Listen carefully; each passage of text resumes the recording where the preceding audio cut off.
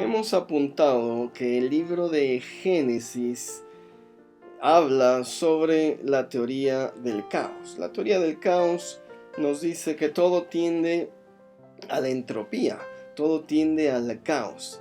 Y donde hay un caos, empieza a generarse información.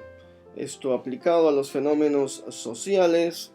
La sociedad continúa de manera lineal y de pronto viene un problema, una revolución, una revuelta, y allí se va a generar información. Va a existir un cambio, va a haber un movimiento, y lo mismo pasa en el cosmos y lo mismo pasa en el Génesis. Hay un caos primigenio y después aparece la palabra de Dios, después aparece la palabra hablada, es decir, hay información.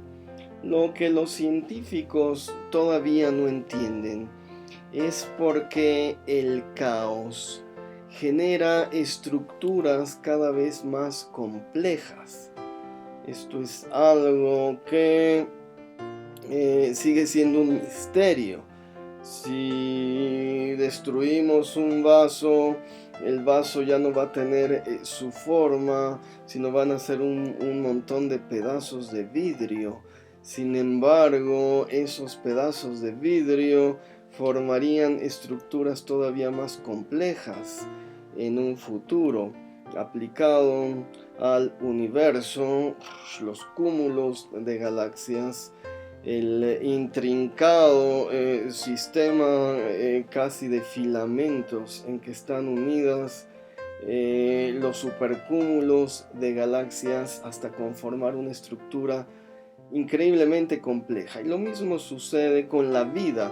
Venimos de una nube de hidrógeno, según la ciencia, que se colapsó y dio pauta a estructuras más complejas, a elementos más pesados, y de allí surge la vida.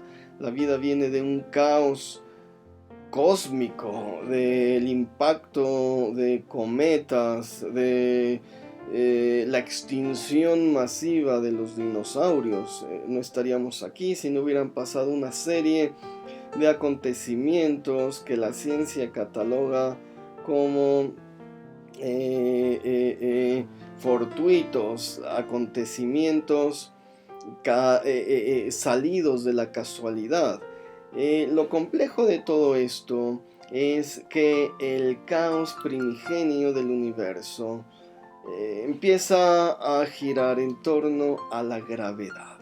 Y esto también nos lo dice el Génesis, que el Espíritu de Dios se movía en ese caos. El término es planeaba en ese caos, es decir, no lo estaba ordenando, lo que estaba haciendo era planear, y el hebreo es un término complejo, sobre la faz profunda. ¿Cómo puede ser la faz profunda? ¿Cómo puede estar el Espíritu planeando sobre la faz o sobre la profundidad? Esto lo entendemos con las leyes de la gravedad.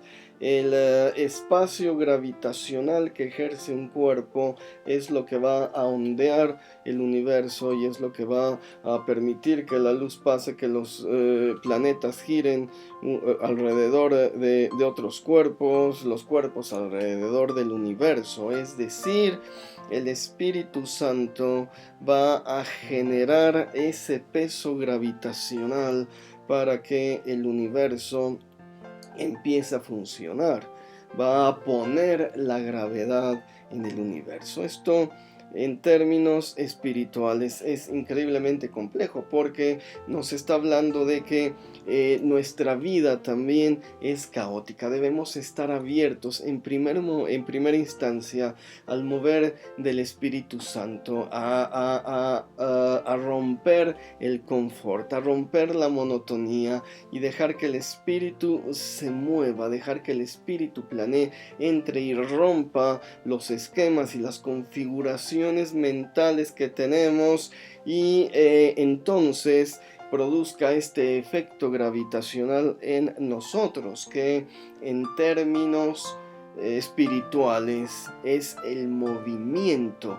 Todo está en movimiento. El sol La Tierra, la galaxia, gira a 2.5 millones de kilómetros por hora. ¡Qué velocidad y qué increíble! Bueno, lo mismo debe pasar en nuestras vidas. Cuando el Espíritu llega, debemos empezar a movernos de nuestros asientos en nuestras iglesias, empezar a participar en evangelismo, empezar a participar en ministerios, empezar a dejarnos mover por el Espíritu Santo, a ser empujados por este fluir de Dios que crea estructuras más complejas hasta llegar a la estructura más compleja espiritual descrita en el Nuevo Testamento, que es el cuerpo espiritual de Cristo, es decir, la iglesia trabajando junta, unos como dedo, unos como mano, unos como pie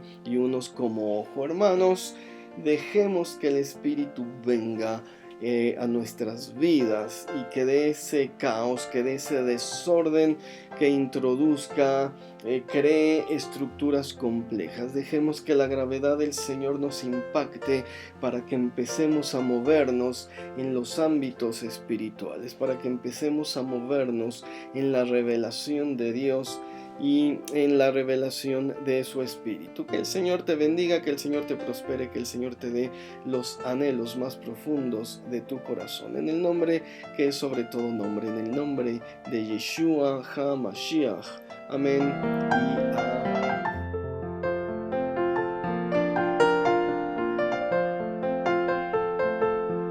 Seguimos promocionando mis libros que he escrito acerca del Talmud. El Talmud son estas interpretaciones bíblicas de tiempos de Jesucristo por rabinos contemporáneos al maestro.